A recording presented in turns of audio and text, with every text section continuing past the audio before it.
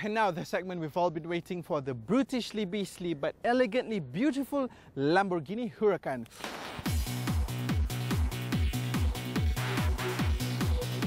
Spend any amount of time with a Lamborghini and it is a beginning of a beautiful love affair, and I'm already in love with this car, even though it's not been very long at all. It's just so phenomenally good. Now, you know what they say, if it ain't broken, don't fix it. So if you take one quick look at the Huracan, you will quickly realize that it's not, worlds apart from the Gallardo, especially in the silhouette that this car has. However, it is not outlandishly different, but distinctly unique in the way these two cars differentiate from each other.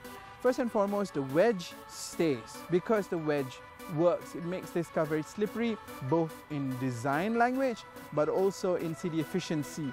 And if you take a look at this car, again, you will see a lot of elements that you probably have seen in other Lamborghinis, and they just reappear on the Huracan as nuances. For example, the front end would remind you of an Aventador. And then this area, very Lamborghini Diablo. And then this area, it's very Murcielago.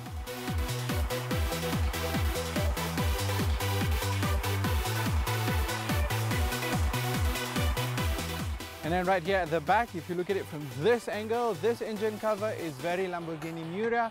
And this part, the legendary Sesto Elemento. So we are talking about the hybridization of so many different Lamborghinis to make this Huracan. Nonetheless, it makes for a unique package that is great to look at. The quad pipes look fantastic, the diffusers are awesomely looking. The tail lamps, when you're looking at it at night, it is just a work of art that is just telling you, beware, I am special. Now, this car is special, generally speaking. Not only are we talking about the very slippery design of the car, but everything that comes with it is just super special. It comes standard with Pirelli P0s, and we are talking about 305, 30, 20 tires here. Very big wheels and very, very wide. And the best thing about the brakes, carbon ceramic, stock, standard. Let's jump inside.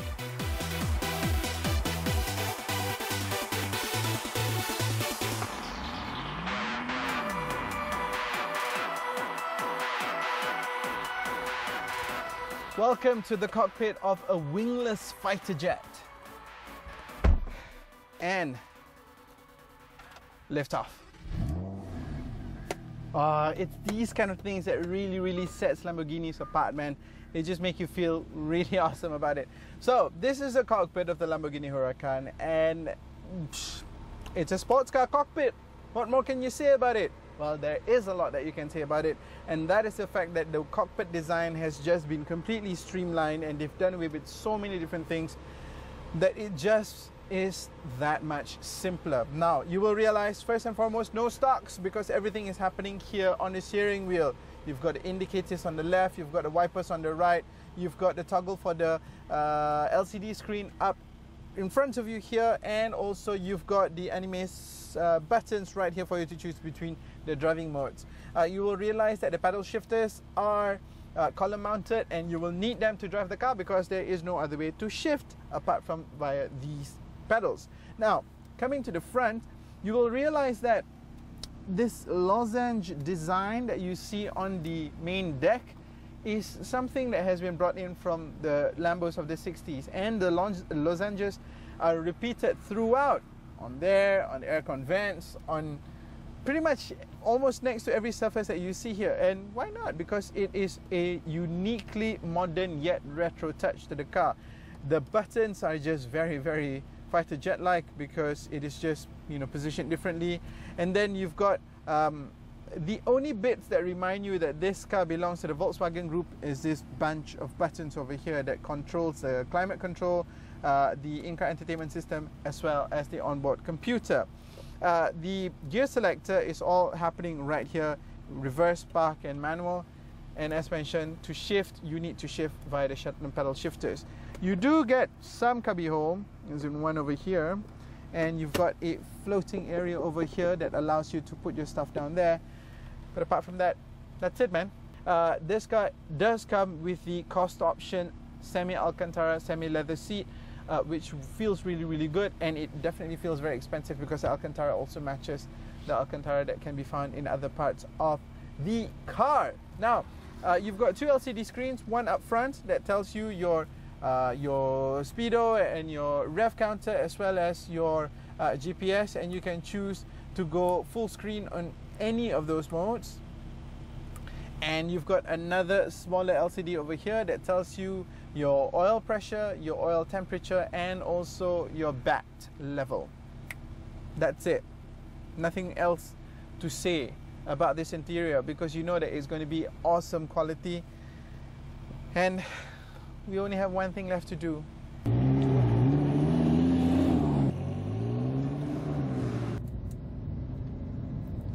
You see, the thing with modern supercars is that they've designed it in such a way, they've engineered it in such a way that it's just ridiculously easy to drive. I'm in Strada mode right now, and it feels like I am driving a just slightly more inconvenient version of a good BMW or a Mercedes-Benz or something like that, because yeah, it is very, very usable on a daily basis. You don't feel like you are driving something that is completely outlandish, which is, in my opinion, really good.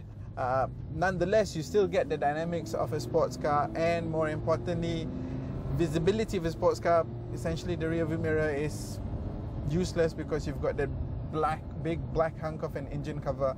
Now, you will shift the character of the car, you will change the character of the car, and you will just shift the paradigms of the car the moment you shift down to sport. I did not step on the gas. I did not. That was the car doing it all by itself. When you go into sport, you get stuff like that. You get the firecracker pops and whizzes and all that. And that's thanks to the racing exhaust, which just sounds awesome once you get into sports and Corsa mode, thanks to actuated valves that just alter the notes that's coming out of the pipes. Brilliant, brilliant, brilliant indeed. The steering is adaptive, so in Strada you will get, you know, your regular weightage, but once you get into sport, you will realize that it is heavier on the fast roads and twitchier and more manageable on the slower roads, which is just the way it should be. It's brilliant. The transmission is new. That's one thing you definitely have to highlight.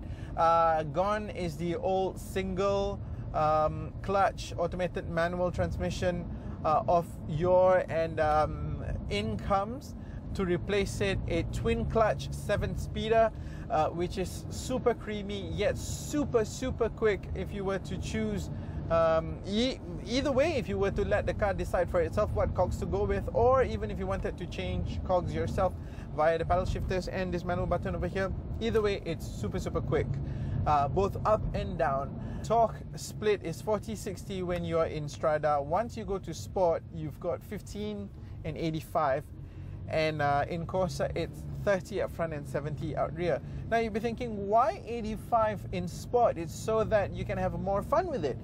When you have more power to the rear wheels, you can throw it about a little bit more, especially with the ESC off. You can do so much more fun stuff. But when you go into Corsa, the car understands that you want to race, and when you race, you want the most efficient way of attacking lines as possible, and 30-70 gives you that.